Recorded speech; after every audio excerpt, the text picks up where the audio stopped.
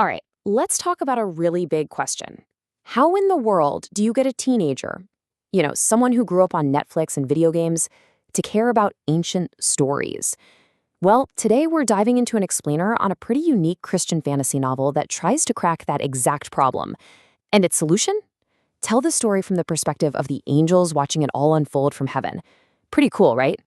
So, here's our game plan. First, we'll look at the challenge facing teens today. Then we'll get into the story's heavenly point of view, see how it compares to other books out there, and figure out its unique selling point. And we'll wrap it up with the reviewer's final take. Who should be reading this? All right, first up, a modern teen challenge. Let's dig into the big why behind a book like this. I mean, think about it. We live in this world that is just saturated with screens, right? Streaming, video games, social media. It's all visual, it's all immediate. So how do you take a story that's thousands of years old and make it feel, urgent and real to a teenager today? That's the nut to crack. And here's the thing. The review points out something really smart. Today's generation, they're basically fluent in the language of movies and video games.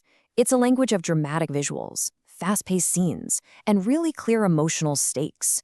You gotta know who the hero is, what they want, and what happens if they fail. If you want to connect, you have to speak that language. Okay, so that brings us to the book itself, which is kind of positioned as the answer to this whole problem. Let's talk about Heroes of Eretz. So this is a Christian YA fantasy novel called Heroes of Eretz by Basil Becerra. And honestly, the whole premise is just fascinating. It takes all these Bible stories you probably know, but it totally flips the script. Instead of seeing things happen on Earth, you're watching from heaven's perspective. You're seeing it all through the eyes of the angels who are watching and sometimes even influencing what's going on down below. And the whole story is built around this idea of a divine council.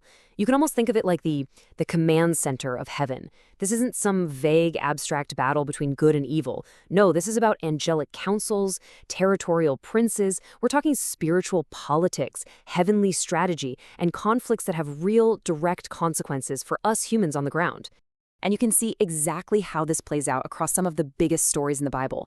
We're talking about the Garden of Eden, the Great Flood, the Tower of Babel, the greatest hits, even stories like David, Daniel, and the Nativity. The book takes these moments we think we know and gives them this whole new layer by showing us the spiritual drama and the heavenly debates that were happening off-screen, so to speak. So where does a book like this even fit on your bookshelf? Let's do a little literary comparison to figure that out. This is really interesting because you can see how it borrows a little something from a few different places.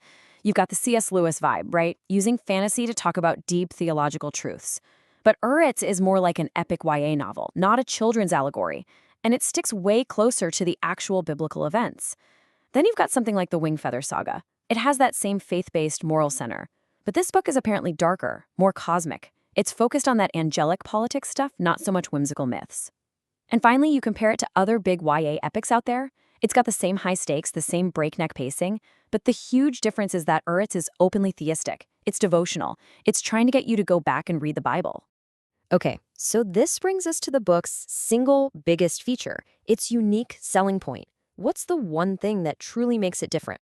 It's this: the entire story is told from a heavenly, angelic perspective. And the key word there is entire. This isn't just a chapter here or there from an angel's POV. Nope. The review makes it clear the whole book sticks with this viewpoint, from start to finish.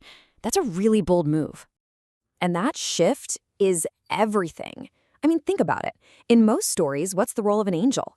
They're basically guest stars, right? They pop in, deliver a message from on high, maybe fight a demon, and then they're out.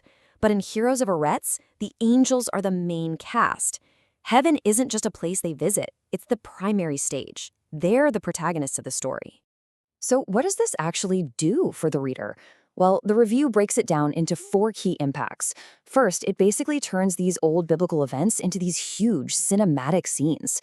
Second, it takes this idea of spiritual conflict and makes it feel real and gritty, not just some abstract concept. Third, and this is super important, it doesn't try to replace the Bible. Instead, it gets you curious about it. And that leads to the 4th point. It always points you back to the Bible as the final word. So let's get to the bottom line. According to the reviewer, who is this book really for? The big takeaway is that this book is meant to be a bridge, a bold, imaginative bridge, On one side, you have teen fantasy culture, all the epics and huge worlds they already love. And on the other, you have the biblical narrative. This book is trying to connect those two worlds. And if we break it down, you can see who that bridge is for.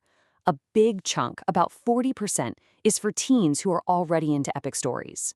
But look at this. A huge part is also for the adults in their lives. The adults trying to spark that curiosity in young people. The youth ministry leaders, the parents. It's really seen as a tool for them to use. So at the end of the day, it's got this cool dual purpose. On one level, it's just pure entertainment. It's meant to deliver that high-stakes, epic fantasy experience. But on another level, it's an invitation. It's saying, hey, this was cool, right? Now go check out the source material where it all came from.